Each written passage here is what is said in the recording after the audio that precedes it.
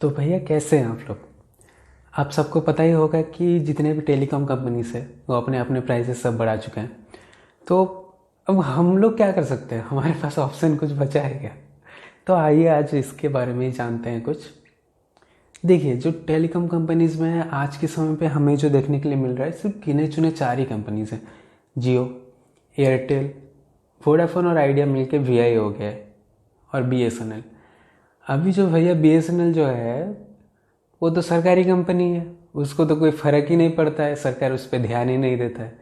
तो वो रहे ना रहे उससे कुछ फ़र्क भी नहीं पड़ना चाहिए हम लोगों को, क्योंकि वो तो सरकारी कंपनी होने की वजह से उसका प्लान्स सस्ते तो होते हैं, लेकिन उसकी नेटवर्क क्वालिटी इतना अच्छा नहीं है। मैंने भी बीएसएनएल का सिम एक बार यूज़ किया था, वो इतना भी अच्छा नहीं लगता है। तो आज हम लोग तो 4-5 कंपनी के ही सिम कार्ड यूज़ कर रहे हैं। आप में से सभी लोग भी यूज़ कर रहे होंगे, मुझे तो ये पक्का गारंटी के साथ बोल सकता हूँ। आगे का बाकी सारे जो कंपनीज थे वो सब गए कहाँ, इसके बारे में कभी सोचा है आपने। बाकी सारे कंपनी से मेरा मतलब है एयरसेल, टाटा डोकोमो, एमटीएस, उसके बाद शायद यूनिनॉर आया था वोडाफोन के साथ पार्टनरशिप करके। तो ये सब कंपनीज गए कहाँ पे। तो बात शुरू होती है इन सब के पीछे जो जिम्मेदार है वो जियो। अभी आप पूछोगे कि जियो कैसे भाई। जियो आप सबको बहुत चाहते होंगे, वो तो मेरा भी है लेकिन आखिरकार जियो कैसे। देखिए, बात शुरू होता है 2016 से, जब पहली बार जियो हमारी भारतीय टेलीकॉम इंडस्ट्री में कदम रखा। आते ही उसने ऐसे ऐसे ऑफर्स दिए। पहले तो आपको पता ही होगा फ्री में सिम मिल रहे थे, इतने लंबे लंबे लाइन लगा के लोग सिम ले रहे थे। फिर उसके बाद उसने धीरे धीरे करके चार्जेस शुरू किए बढ़ाना, आज तक बढ़ रहा है उसका चार्जेस। और इसी के चलते जितने भी हमारे टेलीकॉम इंडस्ट्री में जितने भी कंपनीज थे सबको आ गया भाई दिक्कत। क्योंकि वो तो पहले आपको पता ही होगा 99 रुपये में 1 GB मिलता था, वो भी 2G इंटरनेट। कैसे भी करके हम लोग खाली व्हाट्सअप चेक कर सकते थे, बस इससे ज़्यादा कुछ नहीं कर पाते थे हम लोग। तो जियो ने हमें इंटरनेट का लालच दिया, तो हमें तो भाई आदत पड़ चुका था इंटरनेट का, तो हम लोगों को इंटरनेट चाहिए था। तो इसके चलते एयरटेल, वोडाफोन जितने भी कंपनीज थे अपने प्लान सस्ते करने लगे। बीएसएनएल प्राइवेट कंपनी, प्राइवेट बोला जाए तो हमारी बीएसएनएल सरकारी कंपनी है, तो उसने अपना बचाव तो कर ही लिया सरकार के सपोर्ट से। लेकिन जो बड़े बड़े बाहर की कंपनीज थे, एयरटेल, वोडाफोन, आइडिया, ये सब ने क्या किया, अपने प्लान्स तो कम कर दिए। थोड़े बड़े कंपनीज थे ये लोग, तो इन लोगों ने झेल लिया कैसे भी करके। लेकिन जो छोटे कंपनीज थे, एयरसेल हो गया, टाटा डोकोमो, यूनिनॉर, एमटीएस, ये सरवाइव नहीं कर पाए, क्योंकि ये बहुत छोटे कंपनीज थे। इनका कुछ प्रॉफिट नहीं होगा अगर प्लान्स कम कर देंगे उनकी कीमत प्लान का।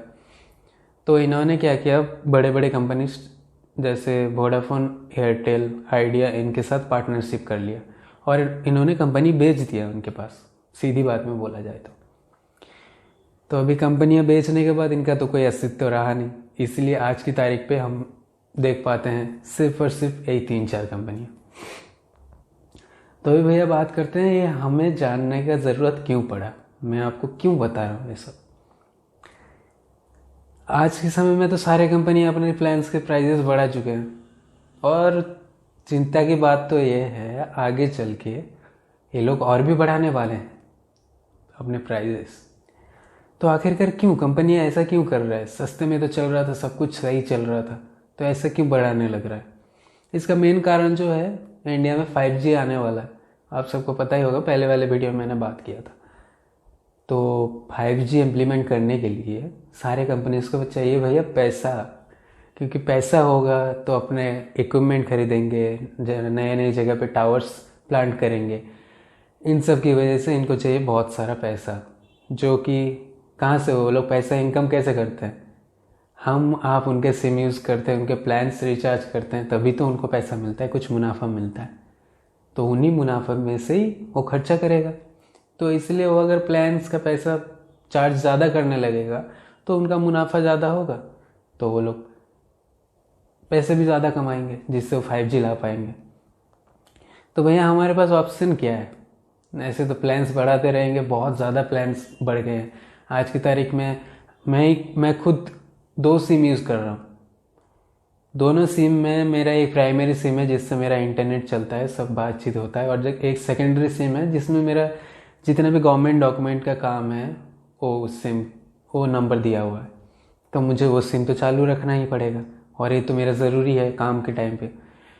तो इसके चलते दिक्कत ये हो रहा है, पहले जहाँ पे मैं 49 रुपये का रिचार्ज करके वो सिम को 1 महीने के लिए चालू रख पाता था, आज मुझे रिचार्ज करना पड़ रहा है 159 रुपये, 3 गुना। ये प्रॉब्लम सिर्फ मेरे साथ नहीं, आपके साथ भी हो रहा होगा, मैं शेयर हूँ इसलिए मैंने ये वीडियो बनाया है। तो भैया ऐसे बढ़ता रहेगा तो हमारी तो जेब खाली होता रहेगा, क्योंकि हम तो प्राइमरीली एक ही सिम यूज़ करेंगे ना, दूसरा सिम तो हमारा कोई सिर्फ चालू रखना है हमें। तो इसके बाद हम क्या कर सकते हैं? हमारे पास ऑप्शन क्या है अभी? देखिए, आप लॉकडाउन जब से हुआ है तब से आप सभी लोग लगभग घर में बैठे हुए हैं। तो आपके आसपास अगर कोई अच्छे इंटरनेट प्रोवाइडर अगर मिलता है आपको, जो ब्रॉडबैंड कनेक्शन प्रोवाइड कर रहा है, आप उनका ब्रॉडबैंड ले सकते हैं। वाईफाई कॉलिंग आजकल जानते हो इंटरनेट से सब काम हो सकता है, आपका खाली सिम कार्ड फ़ोन में होना चाहिए, आपका वही सिम से वाईफाई से कॉलिंग हो सकता है, सब कुछ हो सकता है। तो आप ब्रॉडबैंड का यूज़ कर सकते हैं। नहीं तो भैया जिनके पास ब्रॉडबैंड का सुविधा नहीं है उनको तो मैं बोलूँगा आप अपने सिम को पोर्ट कीजिए BSNL में।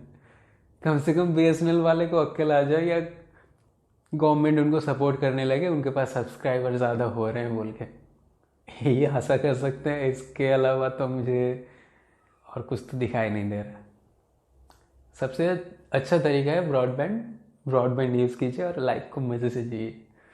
वीडियो अगर इन्फॉर्मेटिव लगा होगा तो चैनल को सब्सक्राइब ज़रूर कीजिएगा, और अपने दोस्तों में ये वीडियो ज़रूर शेयर कीजिएगा, और लाइक और कमेंट कीजिएगा कि वीडियो कैसा लगा, और अगले टॉपिक आपको कौन से टॉपिक पे वीडियो देखना है अगली बार, या ज़रूर कमेंट में मुझे बताइएगा। तब तक के लिए जय हिंद।